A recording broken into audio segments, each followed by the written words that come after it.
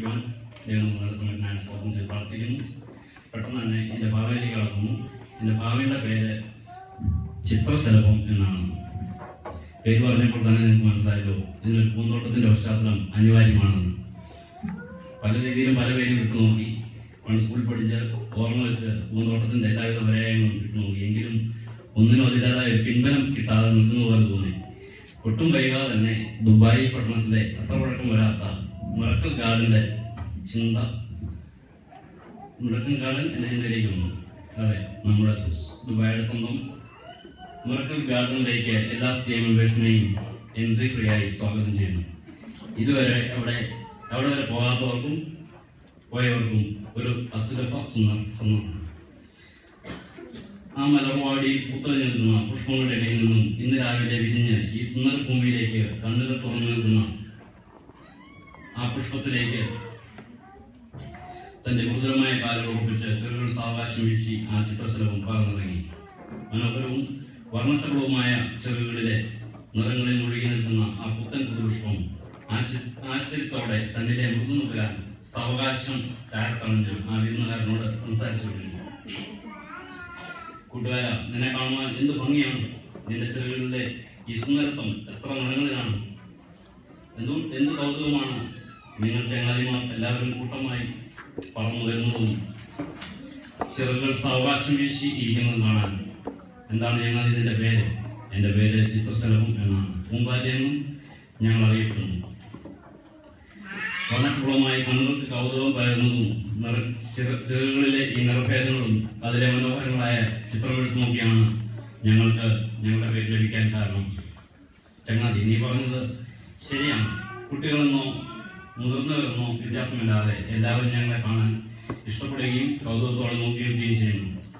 ഇവിടെ ഈ ഗാർഡനിൽ വരുന്ന ചെറിയ പെൺകുട്ടികൾ മുതൽ ചേച്ചിമാരുടെ വരെ തലയിലേക്ക് നോക്കിയാൽ ഞങ്ങളുടെ അതേ ഷേപ്പിൽ പലതരത്തിലുള്ള ഹെയർ ക്ലിപ്പുകൾ അണിഞ്ഞിരിക്കുന്നതാണ്. കുഞ്ഞു പിള്ളേരുടെ ഉടുപ്പുകളൊക്കെ നീ ശ്രദ്ധിച്ചു നോക്കുകയാണെങ്കിൽ അത് ഞങ്ങളുടെ ചിത്രങ്ങളായിരിക്കും കൂടുതൽ.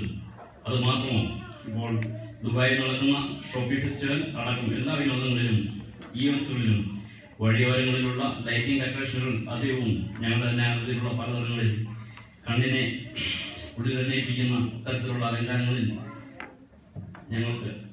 ഞങ്ങളെ അവർ പ്രദർശിപ്പിക്കുന്നത് കാണാൻ സാധിക്കും. എന്തെങ്കിലും വിശേഷങ്ങളിൽ ആശംസാ കാർഡുകൾ ഏതെടുത്താലും ഇവയെല്ലാം സുന്ദരമാക്കുന്നത് ഞങ്ങളുടെ ചിത്രങ്ങളും കൂടി ഉൾപ്പെടുത്തിയാണ്. പിന്നെ ഞങ്ങളെക്കുറിച്ച് പഠിക്കുവാനും ചുമരുകളെ ഭംഗിയാക്കുവാനും ഇവിടെയുള്ള ഏത് ഗിഫ്റ്റ് ഷോപ്പിൽ പോയാലും ഞങ്ങളെ നിരന്തരമായി ക്രമത്തിൽ വെച്ച് ഫ്രെയിം ചെയ്ത് വെച്ചിരിക്കുന്നത് നിങ്ങൾക്ക് വാങ്ങാനും. ചങ്ങാതി, ഇങ്ങനെയൊക്കെ പല രീതികളിലും ഞങ്ങൾ സമൂഹത്തിൽ മാനിക്കപ്പെടുന്നുണ്ടെങ്കിലും ഞങ്ങൾക്ക് വളരെ മോശമായ ഒരു പഴയ ജീവിതകാലത്തെ കുറിച്ച് പറയാനുണ്ട്. അതെന്താണ് ചങ്ങാതി? അങ്ങനെയുള്ളൊരു കാലം ഞങ്ങൾക്ക് അന്ന് ഇന്നുള്ളതുപോലെയുള്ള മനോഹരങ്ങളായ ചെറുകളൊന്നും ഇല്ലായിരുന്നു. ഞങ്ങൾ പറക്കുവാനോ ഇപ്പോൾ ഉള്ളതുപോലെ ശാന്തമായി ഞങ്ങൾ ജീവിക്കുവാനോ ഒന്നും കഴിയുന്നില്ല. അന്ന് ഞങ്ങൾ ഇലകളിലൂടെ ഇഴഞ്ഞിഴഞ്ഞ് നടക്കുന്ന ഒരു പ്രകൃതത്തിലായിരുന്നു. ഏതൊക്കെ കണ്ടാലും അവിടെയെല്ലാം ഇരിക്കുന്നതിൽ ഒരു ബുദ്ധിമുട്ടും ഉണ്ടായിരുന്നില്ല. ഇരിക്കുന്നത് ഇലകളിലാണെങ്കിൽ അത് കാർന്ന് തിന്നുവാൻ പറ്റത്തിലുള്ള പലകളൊക്കെ ഞങ്ങൾക്കുണ്ടായിരുന്നു. ആരും ഉണ്ടാകും ഞങ്ങളെ വളരെ ഉറപ്പോടെ നോക്കിയിരുന്നു. ഞങ്ങളെ കുഞ്ഞു പിള്ളേർക്കും വലിയവർക്കുമൊക്കെ അല്പസ്വല്പം പേടിയുമായിരുന്നു. ഞങ്ങളുടെ ശപിക്കപ്പെട്ട അവസ്ഥയിൽ വളരെ ഉറപ്പോടെ ആളുകൾ വിളിച്ചിരുന്ന പേരായിരുന്നു പുഴു എന്ന്. എന്നാൽ കുറെ നാൾ കഴിഞ്ഞപ്പോൾ ഞങ്ങളുടെ ദയനീയാവസ്ഥ മനസ്സിലാക്കി ദൈവം ഞങ്ങളോട് തോന്നി ഒരു മാറ്റം ഞങ്ങൾക്ക് അനുഭവിച്ചു. അതിനുവേണ്ടി ഞങ്ങളെ തന്നെ സ്വയം മരിപ്പിക്കുന്ന ഒരവസ്ഥയിലേക്ക് വരണമെന്ന നിബന്ധന ദൈവം നിശ്ചയിച്ചു. ഒരു പുതിയ ജീവൻ ഞങ്ങളിൽ വരുവാൻ ഞങ്ങൾ കൊതിച്ചു. ഒരു പ്രത്യേക ഘട്ടത്തിൽ അതിന് തീരുമാനമെടുത്തു. ഒരു സമർപ്പണ കാലഘട്ടം ഞങ്ങൾ ഏറ്റെടുത്തു. ഒരു അറിവോട് കൂടിയുള്ള ഒരു മരണത്തിനായി ഞങ്ങളെ തന്നെ ഞങ്ങൾ ഏൽപ്പിച്ചു കൊടുത്തു. ഒരു പുതുജീവനായ ഒരു പുറപ്പ് ഞങ്ങളുടെ വേണ്ടി നോക്കി. ഒരു മരണത്തിന് ശേഷമുള്ള അടക്കം പോലെയൊക്കെ എനിക്ക് തോന്നി. ചില നാളുകൾക്കുള്ളിൽ തന്നെ ഞങ്ങളുടെ രൂപമായിരുന്ന ശരീരത്തിനൊക്കെ ഒരു രൂപാന്തരം വന്നു തുടങ്ങി. ഇരുവശത്തു നിന്നും ചെറിയ മനോഹരങ്ങളായ ചെറുകൾ ഉണർന്നു. എന്തുകണ്ടാലും തിന്നാൻ വേണ്ടി ഉണ്ടായിരുന്ന പല്ലുകളൊക്കെ മാറി ഇപ്പോൾ തേൻ മാത്രം വലിച്ചെടുക്കാനുള്ള ചെറിയ ഇൻസ്ട്രുമെന്റായി അത് ചുരുങ്ങി.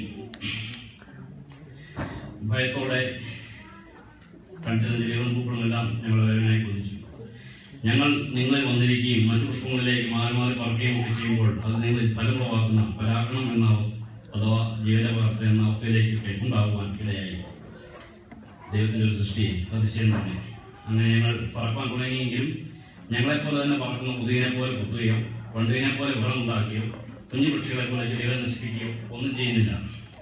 മറിച്ച് ഞങ്ങളുടെ സാന്നിധ്യങ്ങൾ നിങ്ങളിലും ഞങ്ങൾ വന്നിരിക്കുന്നതൊക്കെയും ശാന്തതയും സന്തോഷവും സമാധാനത്തിന്റെയും ഒക്കെ അന്തരീക്ഷം പുറപ്പെടുത്താൻ കാരണമായി തീർന്നു.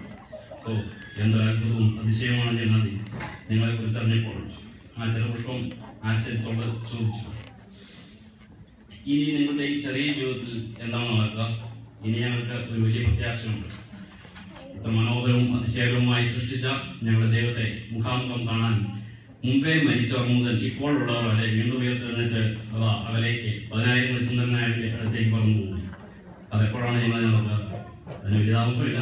അല്പം താമസം പറയാൻ കാരണം ഞങ്ങളുടെ തന്നെ പേരിൽ അറിയപ്പെടുന്ന ചിലർ കൂടി സ്വല്പം കുഴപ്പം നടത്തുന്നതില്ലേ. രാത്രിയിലും ഇരുട്ടിലുമൊക്കെയാണ് അവരുടെ കറക്കം.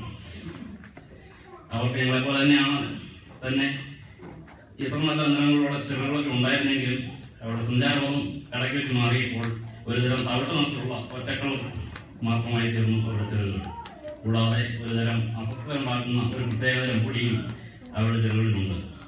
ബഹളമുണ്ടാക്കി പെട്ടെന്ന് ആൾക്കാരുടെ ഇടയിലേക്ക് പറന്നു കയറി അവരെ ഒരു കാരണവുമില്ലാതെ ദേഷ്യം പിടിപ്പിക്കുന്നതിൽ ബഹളവും അലങ്കോലവും ഒക്കെ ഉണ്ടാക്കാറുണ്ട്. ഭക്ഷണ പദാർത്ഥങ്ങൾ മേശപ്പുറത്തെടുത്ത് വെച്ച് കഴിയുമ്പോഴാണ് ഇവറ്റകൾ ഓടി വരുന്നത്. ഇവയെ ഓടിച്ചിരിക്കാൻ ശ്രമിക്കുമ്പോൾ അതിലെ ചെറുകളിന്റെ പൊടികളൊക്കെ കയ്യിൽ പറ്റാനും സാധ്യതയുണ്ട്.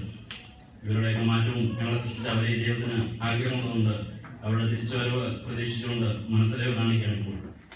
എന്നാൽ തന്റെ സമയം ഒട്ടും തെറ്റാതെ ആ നാൾ അവൻ ഞങ്ങളെ കൂട്ടാൻ വരും. ചങ്ങാതി ആ മനോപ്രദേശം ഈ ദുബായേക്കാളും ഈ മലക്കുകാടിനേക്കാളും മനോഹരവും ശോഭിതവുമാണ്. ഈ വളരെ ആശ്ചര്യത്തോടെ തന്റെ രൂപാന്തര കഥ കേട്ടുകൊണ്ടിരുന്ന ആഘോഷത്തിൽ നിന്നും ആ ചിത്രശ്രമം മെല്ലെ പറന്നു നിന്നു. വീണ്ടും ചിലതിനോടൊക്കെ ഈ ജീവിത രഹസ്യങ്ങൾ പറയുവാനായി. എന്റെ ഭാവന തിരുവചന കാഴ്ചയിൽ ഒരുവൻ ക്രിസ്തുവിലായാൽ അവൻ പുതിയ സൃഷ്ടിയാകുന്നു, പഴയത് കഴിഞ്ഞു പോയി, ഇതാ പുതിയതായി തീർന്നു. യേശുവിന്റെ ജീവൻ ഞങ്ങളുടെ ജീവിതത്തിൽ വെളിപ്പെടേണ്ടതിന് യേശുവിന്റെ മരണം ശരീരത്തിൽ എപ്പോഴും വഹിക്കുന്നു. അതുകൊണ്ട് ഞങ്ങൾ ധൈര്യപ്പെടാതെ ഞങ്ങളുടെ പുറമേയുള്ളവൻ ശിക്ഷയിച്ചു പോകുന്നു എങ്കിലും ഞങ്ങളുടെ അകമേയുള്ളവൻ നാൾക്ക് നാൾ പുതുക്കം പ്രാപിക്കുന്നു. ഇനി മനുഷ്യപുത്രൻ സർവശക്തന്റെ വലത്തുഭാഗത്ത് ഇരിക്കുന്നതും ആകാശമേഖലയുടെ വാഹനമാക്കി വരുന്നതും നിങ്ങൾ കാണും. എല്ലാവരും ദൈവം അനുഗ്രഹിക്കും.